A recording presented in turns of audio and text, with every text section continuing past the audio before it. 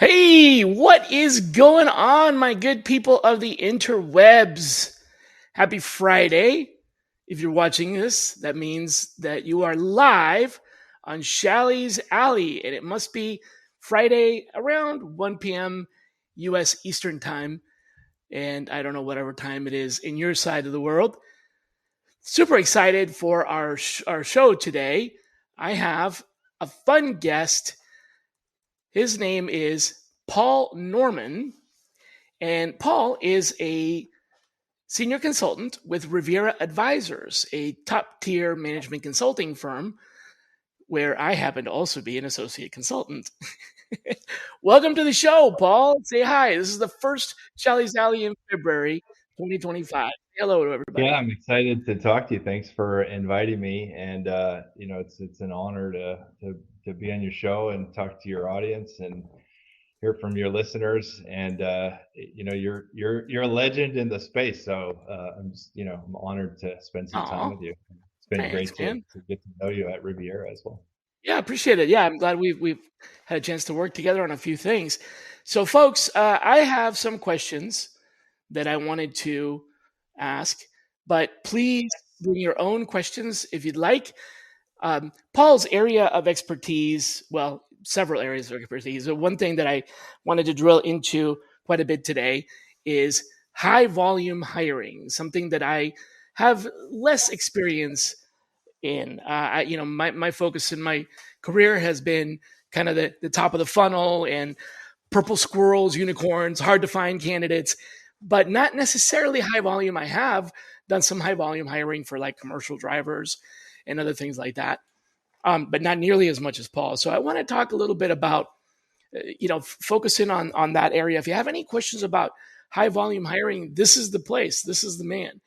Um, why don't we start with for people who are listening? Not everybody that is out there knows what high volume hiring means. Some people probably think that they are in high volume and they have like 35 recs. So can you tell us what does high volume mean in the area of talent acquisition? Really, what does it really mean? Yeah, well, I'd start by saying, most companies have some version of high volume hiring, right? And what I kind of think of high volume hiring is when you've got to hire a recurring role multiple times. And most often that's a frontline role. A lot of times it's geographically dispersed. Many times it's a higher turnover kind of role, hourly often, etc. And so a lot of people see this as call centers is one obvious big kind of Okay, place where you right. have high volume. Look, hospitality, you've got housekeepers and front desk agents and maintenance people, or you may have high volume sales reps. That you have, or customer service kind of people, or retail, or theme parks. Anywhere where you've got So it this could be kind of seasonal. It could be. Is it seasonal. typically the same job filled multiple times? So that means there's like high turnover, or is it just lots of the same? Lots of openings, but not necessarily the same job being filled over and over again. Yeah, I think high volume is typically a similar job or the same job, right, being Okay. filled over and over again. Now that doesn't mean the same, right? And so look, in the all the recruiters on the phone know, the housekeeper at my resort is so exponentially different than the housekeeper across the street at that resort, right? Yeah. Um, and look, to some degree, there might be some truth to that. So the challenge and the differentiation is often geographical, or maybe they're doing something slightly different. Or using the housekeeper example, Maybe it's the type of property they're in or servicing, right? Whether it's one kind of big timeshare space or a But the small job hotel room. title is the same. It's Job just title's typically the same, and you're typically versions, looking for lots variations. of them. Yeah, and Okay. the key thing that is a little bit maybe nuanced from the niche recruiting or the specialized recruiting you were mentioning earlier is from a recruitment standpoint, you're now looking for 10 by 10 by 10 or 100 by 100 by 100 instead of the one, right? So all of your strategies really have to be around how do I get volume of candidates, volume of applicants, volume of pipeline, volume of planning, and that takes a lot of planning, calculation, just forethought, right? Because if it sounds really easy to say, hey, give me a class of 25, right? It's just 25 people I need into this class. Well, Class meaning they start Monday. yeah, Okay. they might start at the same time, right? Well, 25, if you're going to interview, if you have a 25% accept rate on your interviews, you need 100 interviews. And then if you're backed it up to applicants, right, maybe you need a 4-to-1 applicant to interview ratio. So now what do you need? 400 applicants, right? So this thing starts to scale as you go back, especially when you get into class-based hiring. But the volume is around usually. I'm starting to look at things by multiples, right, Right. instead of the one. And so all Right. my We need sourcing 10 of these, 20 of strategies, these, 40. Right. yeah, Okay. yeah, it's And around it could that. It's be around all over. Yeah, it business. could be all over the organization. Really, it doesn't have to be just customer service. As long as there's multiple openings, either the same job or multiple openings with variations or definitions of that same job, like versions of it, um, like a long haul driver versus short haul driver or something like that. Okay, Or that it could makes be sense. a moment. I mean, it could be a moment in time. I mean, I've had the Oh, like privilege we have an of, event coming up, or we have an opening, and we need. Gotcha. yeah, Okay. or a business initiative. I mean, I've had the rare opportunity of, in essence, in even putting the recruiter role in a way into high volume, because at one place we were at, we hired 100 recruiters in three So many months. recruiters. So that Yeah. became a high volume, right, kind of strategy Gotcha. because we needed that many of that. That's not a typical role you would consider high volume, but it was at that time because we needed that many that fast. Wow. Okay. So before we get into the deep questions, what are some of the key differences? You've been on both sides of the spectrum, high volume to specialty to like you said, unicorn or unique or purple squirrel. What are some of the key differences in how you configure your desk for high volume versus what most people are more familiar with, which is kind of working one rec with one opening at a time, right? Yeah, I think it's the multiple kind of thinking about things in bigger buckets, right? Because the volumes get really large. So I started as a headhunter in the pharma biotech space. And so I was after the purple squirrel, right? And I was after the one person, and you kind of run your desk having multiple jobs and arranging the tasks based on that.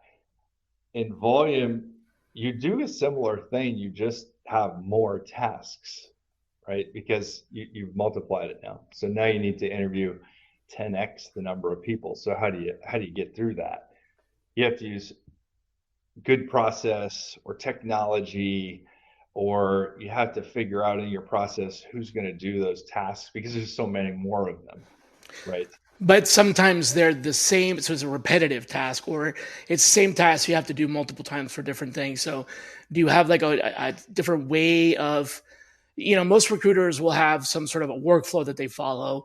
For someone to post a rag, then I'm gonna, do you have? Is it very different for high volume, I think it's or is it I think still similar? I think the Post a rag, foundations are the same, right? same. Because the key steps of a recruiting process are always the same, right? I'm gonna identify what the job is. I'm gonna contract for success with the hiring manager, right, through an intake or a launch meeting. I'm then going to go and source Mm-hmm. and then I'm going to move from source to screen, right? And then I'm going to select, and then I'm going to do the offer, and then the pre-boarding, and so on. And that's this. I think that's the The same. mechanics are for okay. So you do still source for high volume. You do still source. You're just not looking for one, right? You're sourcing Gotcha. for how do I get Bunch of 100? them. I see. Yeah, I yeah. see. And then the downstream of how do I work through 100 in my pipeline versus when you're doing niche, you've got maybe five, right? So like name an example of a difference there. Like normally we do phone screens um, for 5 or 6 phone screens for a job, submit some candidates. You probably have a number like, all right, if we have 10 recs, we need to do 50 phone Yeah, screens. So you have like a big batch of phone screens yeah, that you have to precisely. schedule. Okay, so calendaring is like a huge, Yeah, probably a much bigger problem or challenge or hurdle just handle than it differently, okay. right? What how? Like that's what I'm looking. So is it what do you like Yeah, block your calendar? What do you do that's different? yeah. So let's start with it. Let's just start with the launch kind of intake contracting phase, right? Which, if you kind of read into this, I feel like contracting and being a consultative recruiter, regardless of what kind of recruiting you're doing, is an absolute core critical skill. Okay. And that sometimes gets lost in the high volume space because you're hiring frontline workers. It's kind of Hmm. this big machine. You're just kind of always doing it. But the contracting part on the front end of, okay, if I have to hire 10 of a certain role, right, for a property or for business or whatever, then you actually do need to do the math. All right, to hire 10, that means hiring manager, you're going to need to do, let's say, 4x. If that's if they hire 25% of the people you put in front of the hiring manager, whatever your ratio is at your company, do the math. So now you go to the hiring manager in that intake meeting, you say, in order for us to meet our goal together, you're going to have to hire 40, or you're going to have to interview 40 people. So when are you able to do those interviews with 40 people? And you put that on there, right? You contract the calendaring on there, and then you back that Gotta up. book a Okay, in few order to days do or a few that, chunks. yeah, the recruiter would have to phone screen if that's part of the That's part of the process that you're process. doing. They might have to phone screen 4x of that, right? So now a recruiter is going to figure out, okay, when can I do that many interviews? And then it starts to you start to go down the efficiency road of you cannot spend an hour On typically with each a phone volume screen, candidate, right? right? There's an ROI So you kind got of to be thing more here. efficient with your phone screens. You got to be more planful with your interviews. Otherwise, you'll get more railroaded. more automated, Hmm. right? Okay. You use more technology, use scoring in your ATS, things like this, right? To really hone your time on the most impactful candidates or applicants that you have. But the planning of it, right? It's very similar to Very what you similar. do You just have here. a lot of other, bigger chunks of interviews, yeah, I see what you're saying. And you have to set it. I think the setup is more careful because you can't just sort of wing it, throw the rec out there and start working on it because you'll get overwhelmed. I mean, you'll get overwhelmed with not planning and not being able to process all that and not having a scorecard and etc. Hey there, I'm Tim Boris, host of the Working Well podcast, where business strategy meets human sustainability. If you're an executive, a leader, or change maker ready to ditch burnout, build thriving teams, and drive real results, this is your next must listen. Tune in on the Work Defined Network or at timboris.com/podcast. Yeah, and then you layer on things like classes, right? Like your call centers or where you have training classes for sales reps or some other roles where you have to have all the Oh, people start right. together. They all have to start. Yeah, We do this that once a adds month, another and they got layer. to start then. So you got to back. That's right. There's a lot more planning back from like versus the more traditional. We got a rec. Let's post it. Let's see what we get. Let's plan. Plan it as we go along. You're basically saying we almost have to start with this training class and then work backwards. How many screens? And when so you have these timelines, these deadlines that are a lot tighter. Yeah. Deadline planning seems like a bigger issue than for the other side of recruiting, where we're actually working towards the deadline, not working back from the deadline. Okay, that's a pretty key difference. That's Yeah, a but pretty key difference.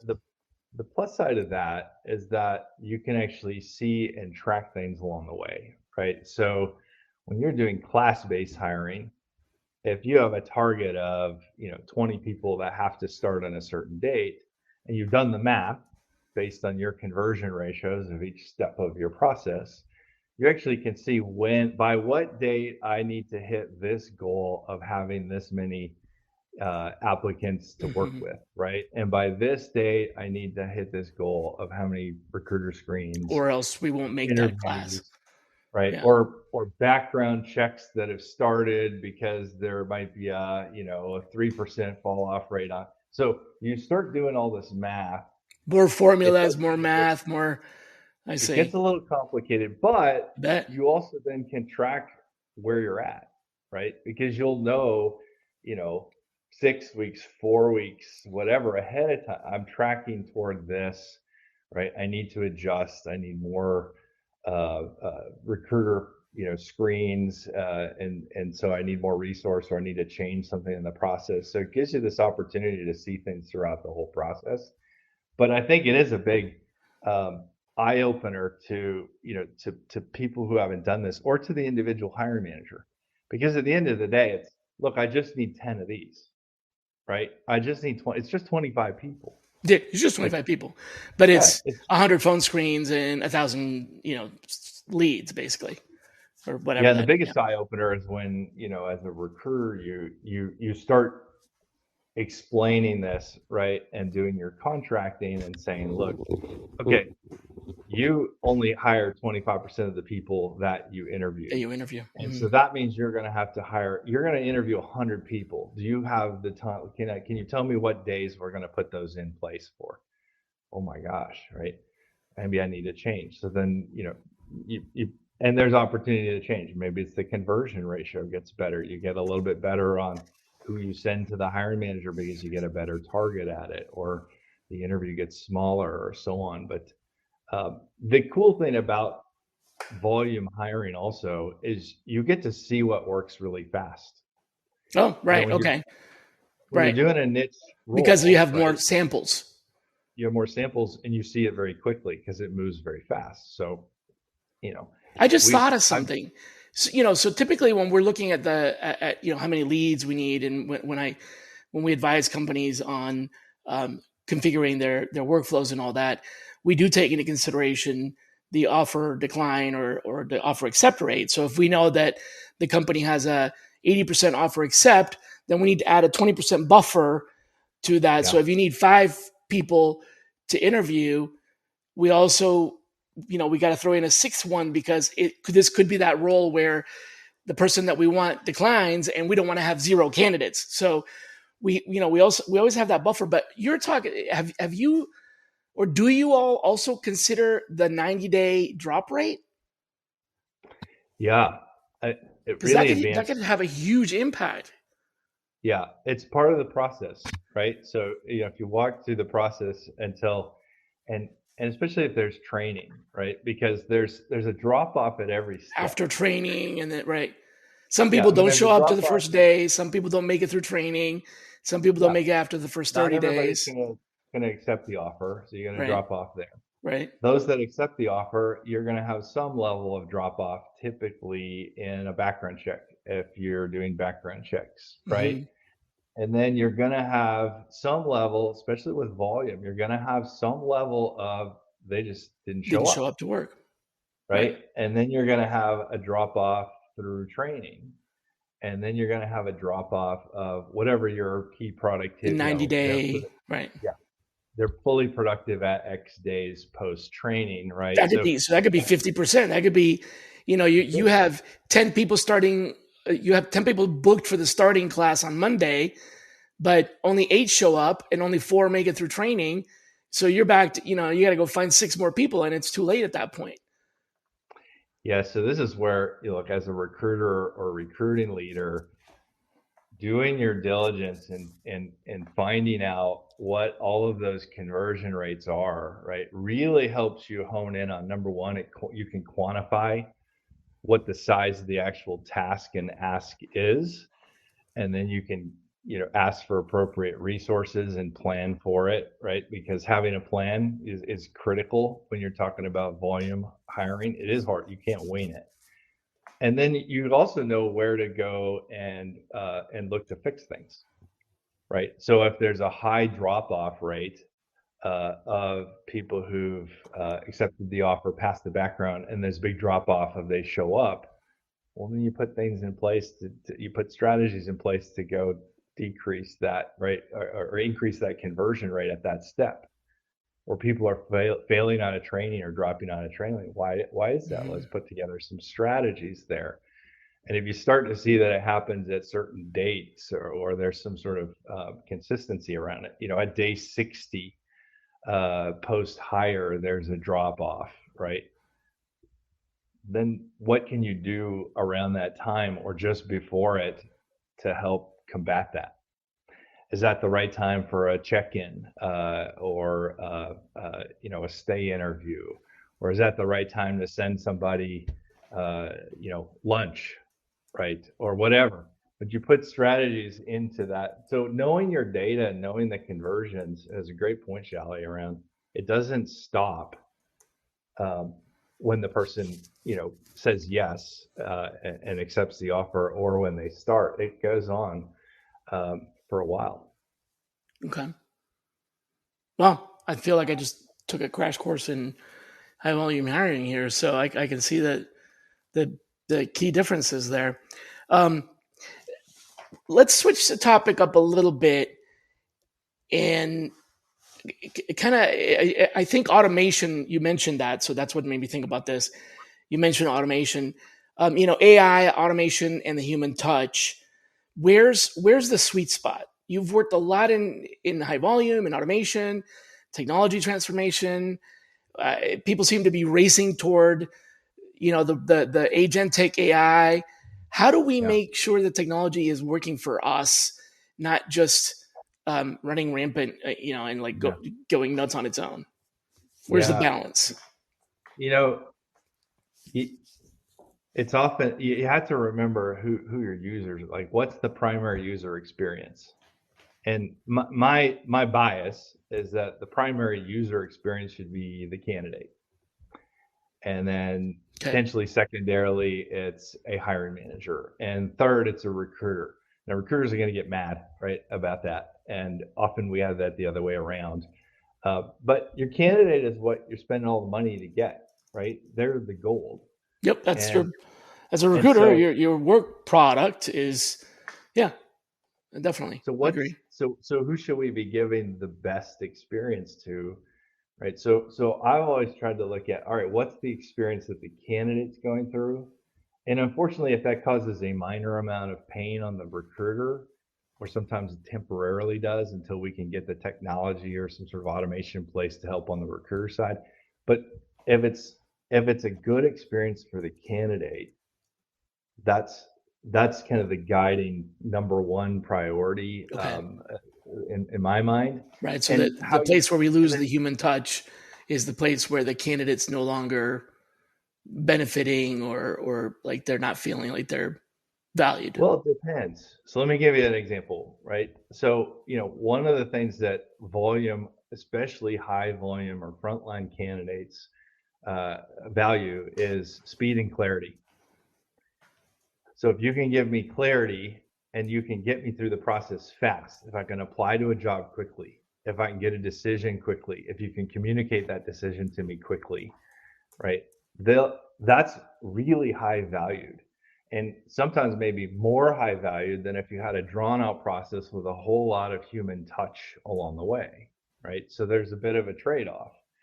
And so it isn't always just human touch. It may be how fast can we get through the process? And as long as you're upfront around, this is what our process looks like, right? Step one, you're going to answer these questions or take an assessment or whatever, right? Step two, you're going to self-schedule for an interview with whoever. step 3, as long as you're clear about the process, it doesn't necessarily have to be all human touch, but if it makes sense from a efficiency and a smoothness.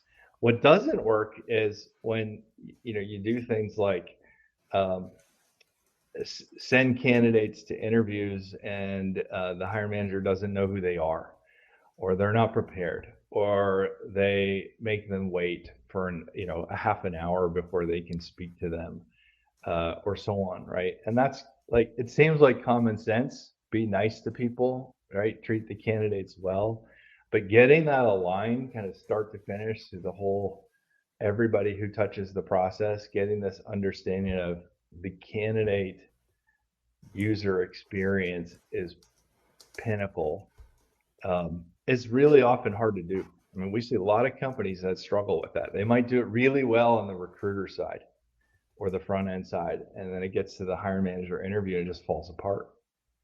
Now, I saw this, I give you a story.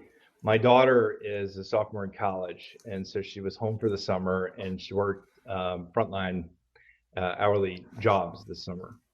And she had one job in the food service industry, and she wanted a better job. Now, what was better for her? Better for her was more money, and the hours were better, right? That's better for her. I see what you mean. That was better for her, right? Doesn't mean better for everybody. So in order to interview for this second job, that was better because it paid better and it had better hours.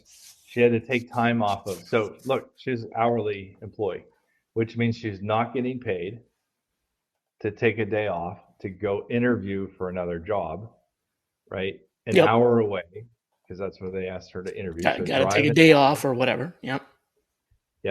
She gets to this second role place, waits a half an hour for the hiring manager to have time to talk to her.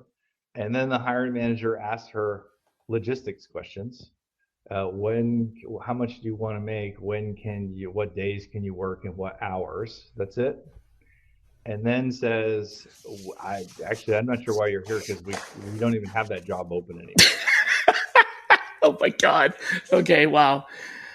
And what I find is that's not uncommon. Wow. So what's the point? Like, what was the point of doing the interview? Like, why did they even invite her? Yeah. So to the interview. Let's take that one step farther. Forget that you wasted her time, but like, why did you even invite? Like, what was the point? Yeah. And she actually, it cost her money. It cost her a day off. Yeah, right. It cost her like lost wages, lost money, gas to get over there, etc. Right. And so, will my daughter ever eat at that restaurant in the future? Yeah, no way. Yeah. Will her dad take the family of 6 to go eat at that restaurant in the future? Not. Right. So that's the other kind of interesting thing about a lot of frontline hiring, is that it's so part of a company's brand and customer experience, and often your candidates are also customers or potential customers, and so it's so critical to get this to think about the entire process and everybody involved, and how do you provide a really amazing user experience for the candidate. And look, this isn't hard.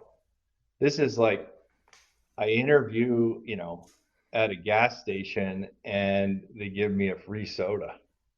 Hey, thanks for coming over to talk to us, right? Here's a free soda. How much did that cost the gas station? Like 20 cents, 30 cents?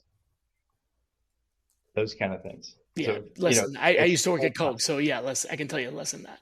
It's probably actually free if they're giving it out, is because they do get promos. But anyway, wow.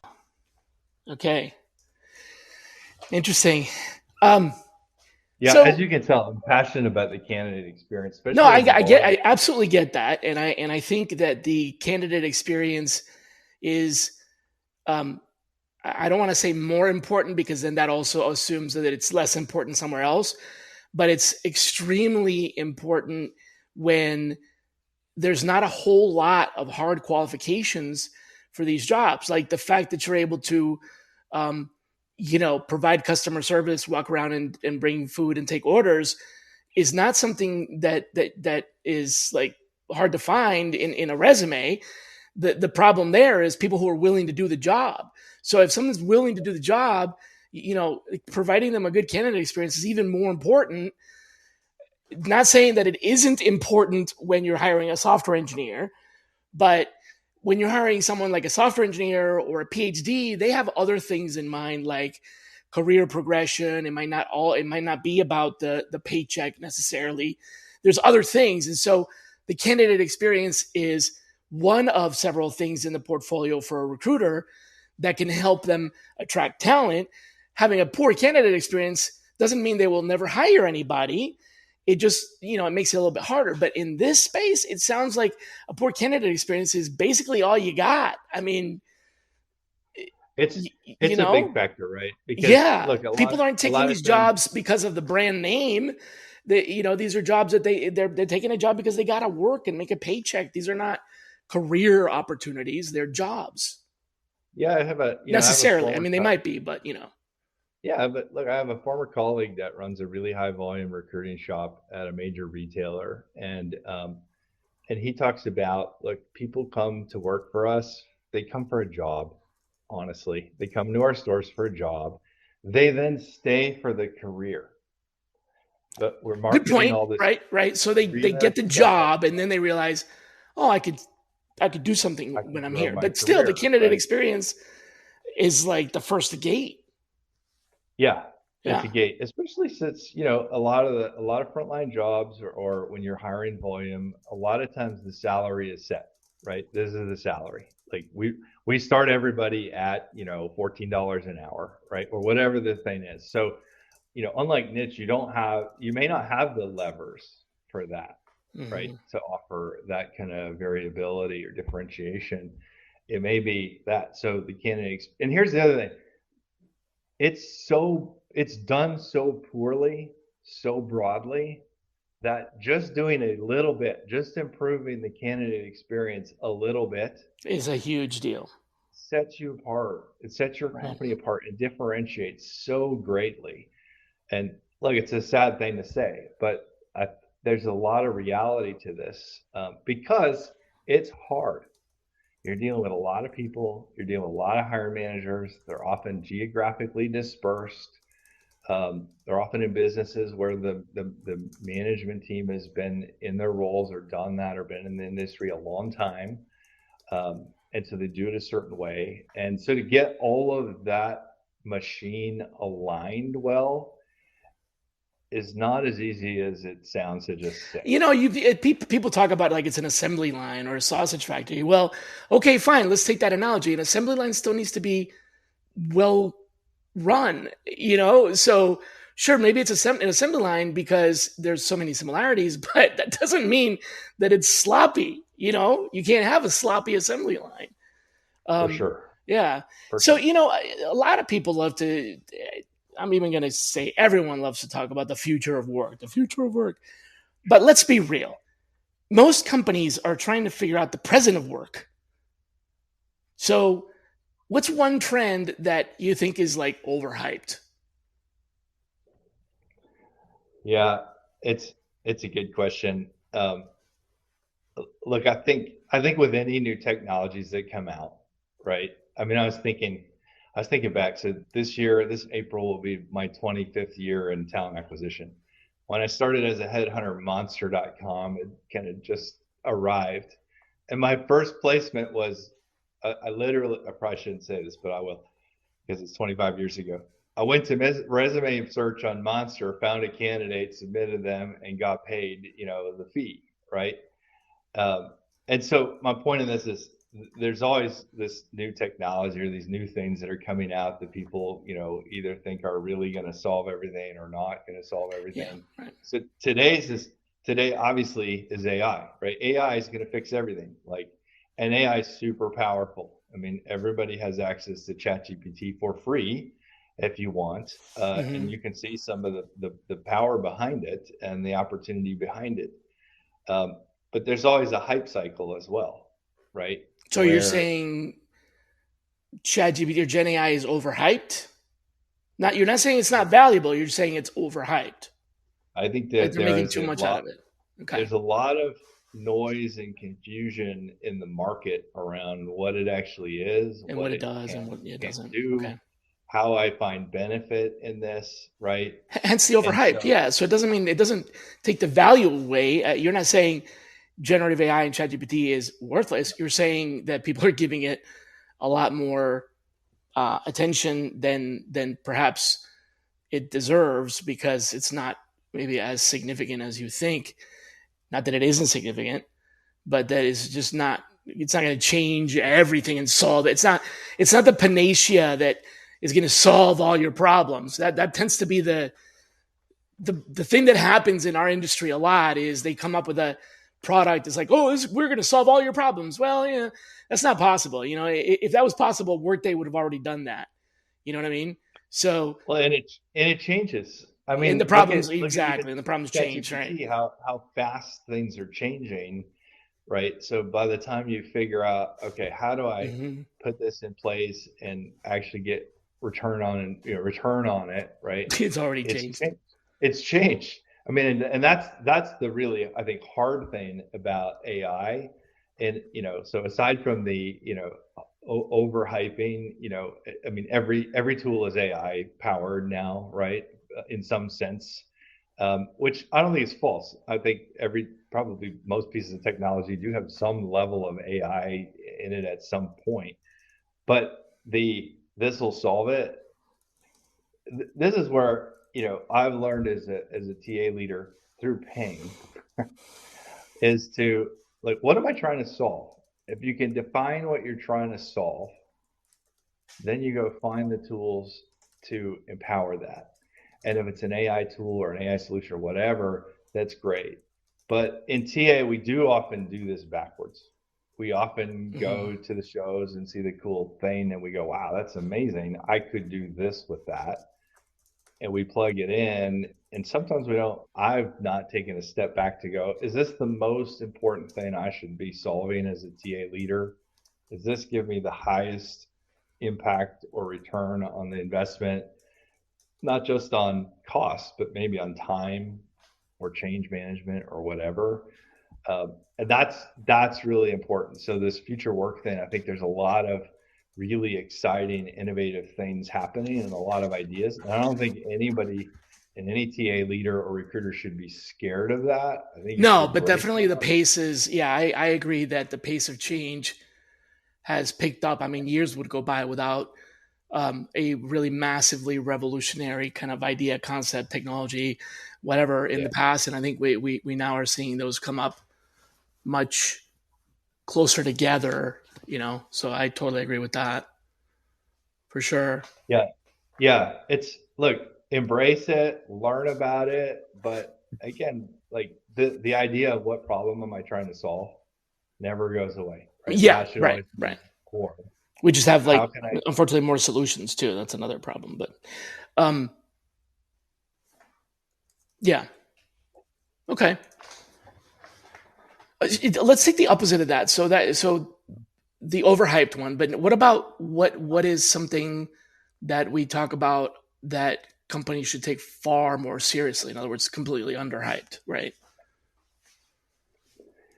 Yeah, I'd say two things that I've seen, as moving into a role of a consultant, and which is a ton of fun, is you get to see a lot of different industries and a lot of different processes and a lot of different ways to Yeah, do things. definitely enjoy that. But some of the things that are trends, I would say, is I'm not fully utilizing what I have in place. So this is things like, I'll give you a simple example. I haven't, most ATSs have some sort of scoring functionality in them, right? Where you can put questions in for candidates to answer as part of the application, and then you can score that based on that. Okay.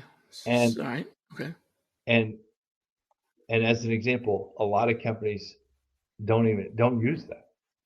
And so their way of screening through candidates, visually screening is a recruiter has to look at one by one by one by one by one by one by one, right?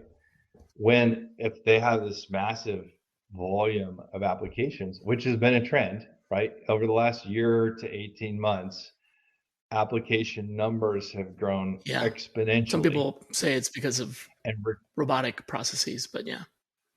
Right. It could be that, right? It could be the market as well. And recruiting teams, as kind of a trend, have gotten compressed and smaller with more pressure on individual recruiters to do Definitely. more and more recs. Yeah. And so you get to the point where you just can't look at all candidates one by one by one by one, right? Fair enough. And so you go look for another technology solution. My point in this is you may have something already in your portfolio that you just haven't turned on, or you're just not Underutilized. using, or you're not optimizing. Yeah, that's interesting. You know, I Right? did that And leadership like survey, the TA leadership survey for the white paper that's actually going to be. I'm like 90% done with it. The writing, I just need to send the result to participants and get their okay to use their names. But the content is done, so it's going to be coming out pretty soon. And I did actually, that was one of the questions that I asked is in these interviews, what do you have that you're underutilizing? And there were all kinds of different answers, and people are aware of it, but they just, for whatever reason, are not using it. Like some companies told me that they had a CRM that was just basically sitting there. It wasn't really. At some point, they bought it and they used it for a little while, but now they don't really use it much because volume went down or whatever. So yeah, I see what you're saying. So basically, kind of, I guess what I'm hearing you say is do an assessment of do an inventory of your toolkit and see if there's anything that you have that you're not using or not using enough, right? It could be something you think you're. Well, there's a lot of things. Yeah, there's a lot of things in your control, right? As a recruiter, as a TA leader, that you can drive some change in without any additional money, tools, investment, etc. Some of that is maybe the tech, you don't have that piece of the technology turned on or optimized. Maybe it's process. I mean, one thing that we see a lot of is I have to approve a requisition as part of the process. The requisition has to be approved by 4 sets of eyes. And then maybe 4 weeks later, it has to be approved by 4 sets of eyes again before you make an offer, right? And a lot of times it's built that way because 5 years ago when we set the ATS up, we had to put these approval processes in place. That leadership needed and it, was right? And like we things don't like use it anymore. And then you look at that, and you're like, it's taking a bunch of time, right? It's all this time lag in my process to get this thing approved, especially if you've approved it on the front end and then you're doing a second round of approvals 4 weeks later on the offer. Maybe it's and go back to high volume. If it's the same starting salary for every candidate, I don't know if there's a lot of value in going in a lot over of that places offer for over doing and over and over again, right? Okay.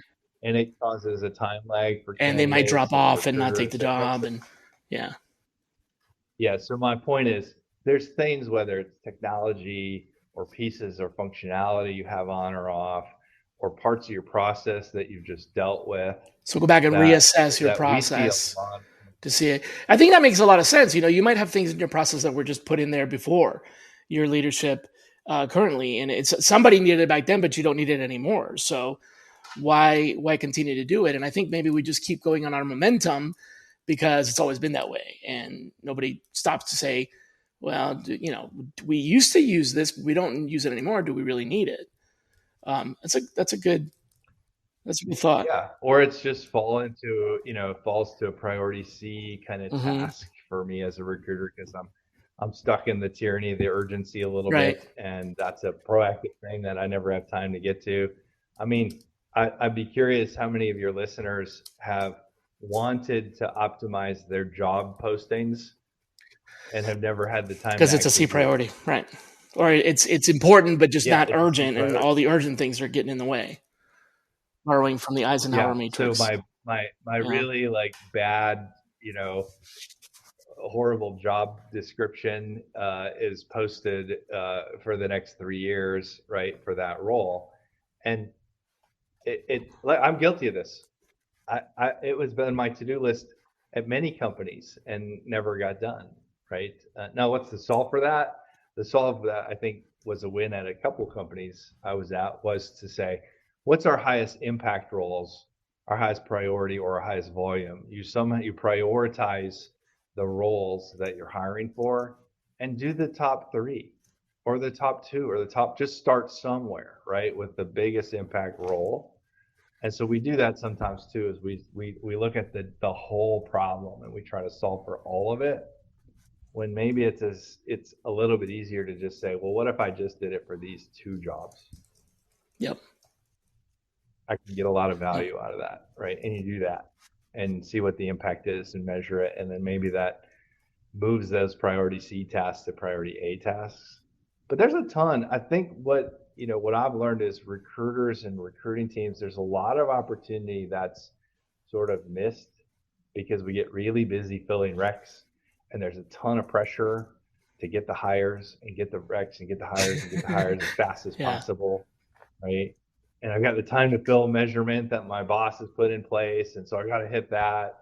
And I'm responding to the metric of noise, right? Because my hire managers, jumping up and down, and I've got to make them happy, because we've made that a metric for TA in a lot of places, that everybody has to be happy, and that equals success. And so there's a lot of distraction to the ability of taking a step back and saying, well, what about my process could I fix? What am I not really optimizing here? What do I have that I'm not using? How could I look at this a little bit differently?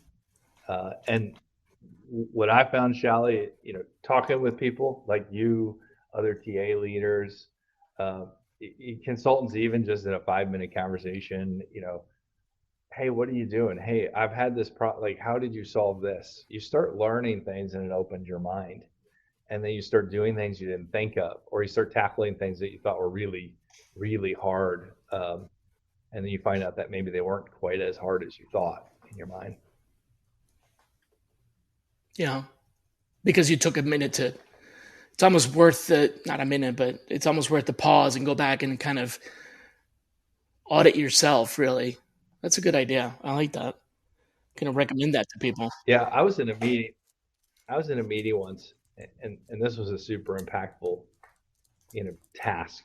And the facilitator, it was a bunch of senior TA leaders, and the facilitator said, all right, pair up and give each other your career sites, and I want you to apply for each other's job, like find a job and apply to a job. Okay.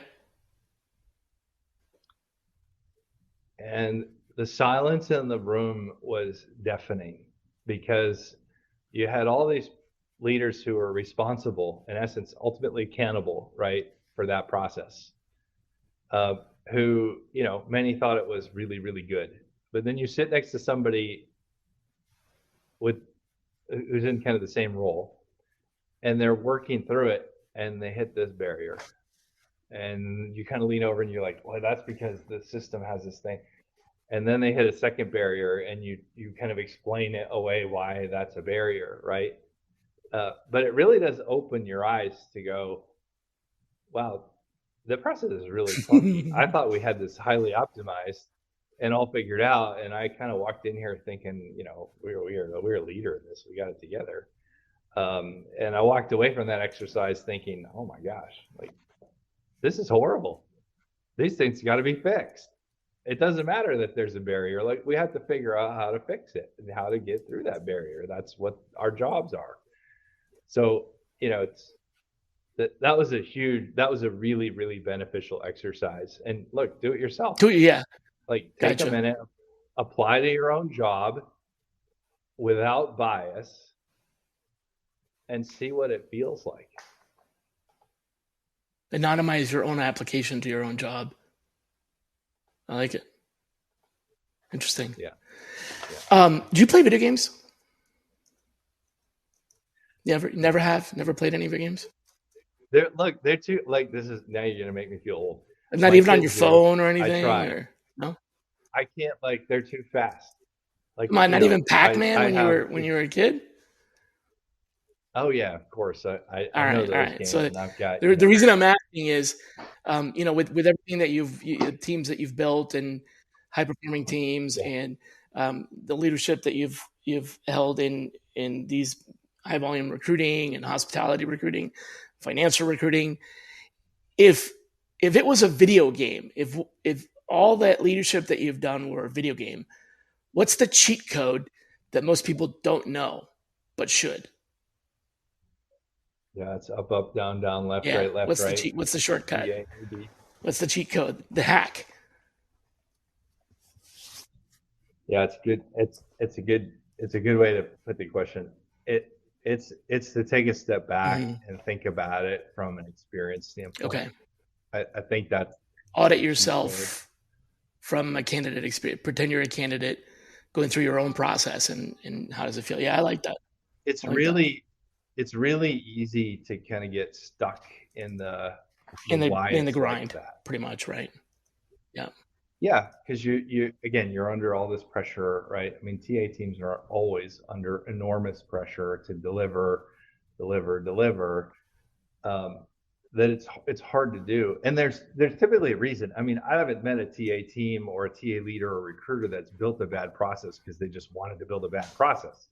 There's always there's a bona fide reason, right? Whether it's the technology has a limitation or the hire, you just can't get the hiring manager to move off of whatever piece of the process they're stuck on, right? Like, I'll give you an example.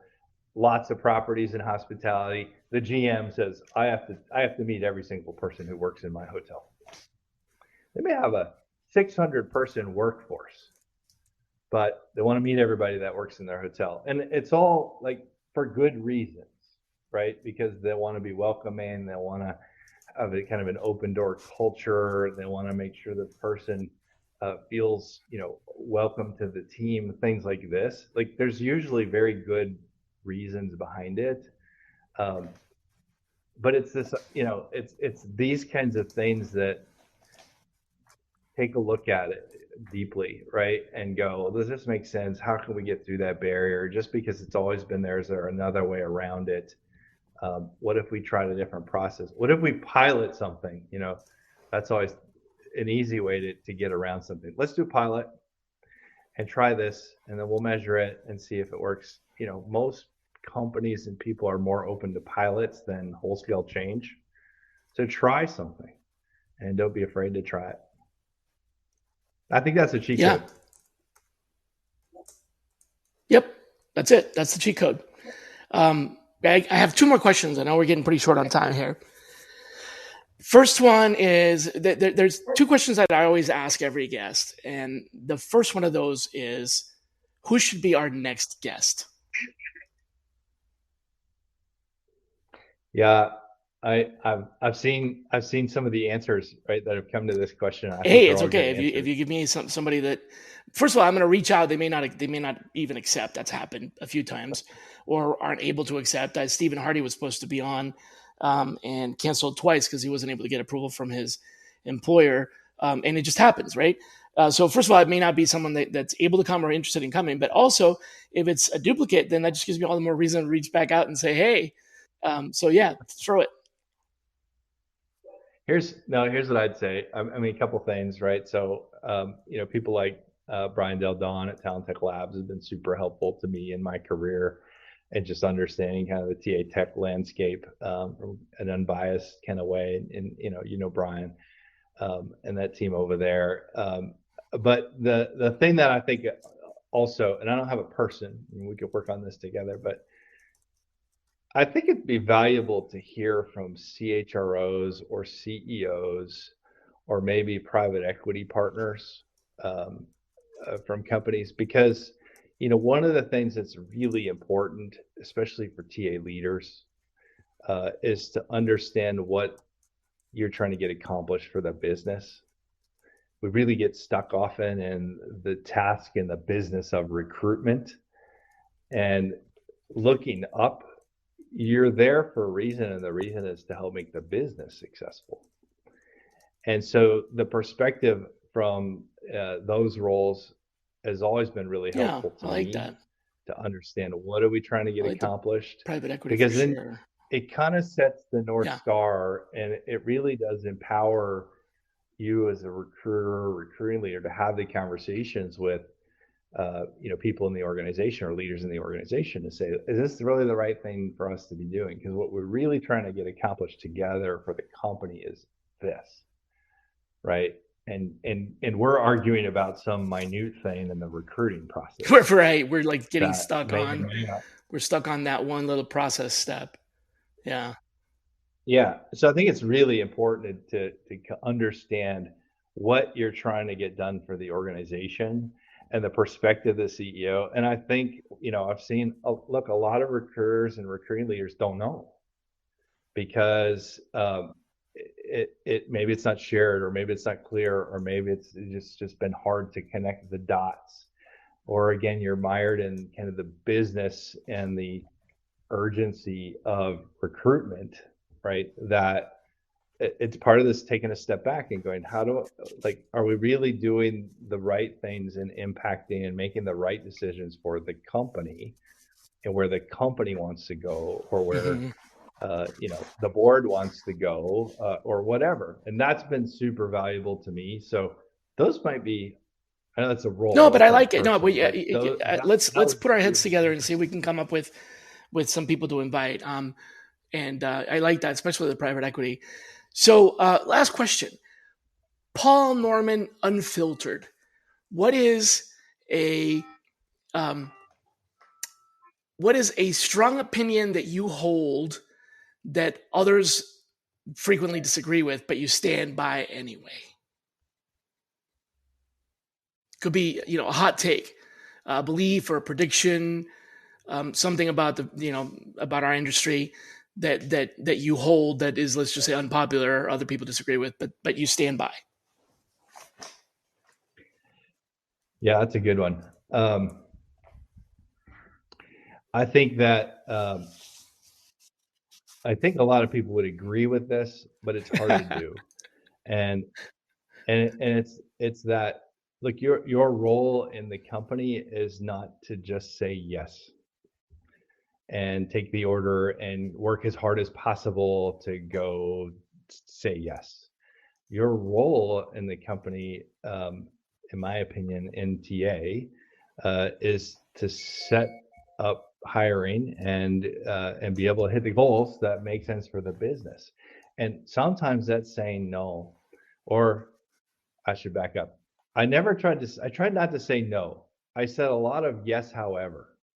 Okay. Yes, All right. however, in order to accomplish that, right, we need to do this, or here's your choices, right? Or here's what's going to happen if we go down this road. Yes, however. But it takes some, it takes some courage. It takes empowerment from your leader. So I don't know if that's, I don't know if that's really, people would disagree with that, but I think it's hard to do. It takes the skill to be able to contract. It takes the courage to be able to have those conversations. It takes some knowledge about what the business strategy is and alignment. But I'd say that that's super, super important. And world-class TA teams, world-class recruiters that I've seen, in my opinion, have the ability to do that. Okay. All right. That's a challenging. I can see how it might be unpopular because people don't want to put in all that hard work in the middle of getting their hair on fire. But man, yeah, lots to think about. Let's do this again. Let's put our heads together on that private equity. I want to make sure that I got you here by the Yeah. end of the hour before your clock starts going crazy in the background there, if it hasn't already. So thanks a lot. Appreciate you coming on the show, especially last minute like that.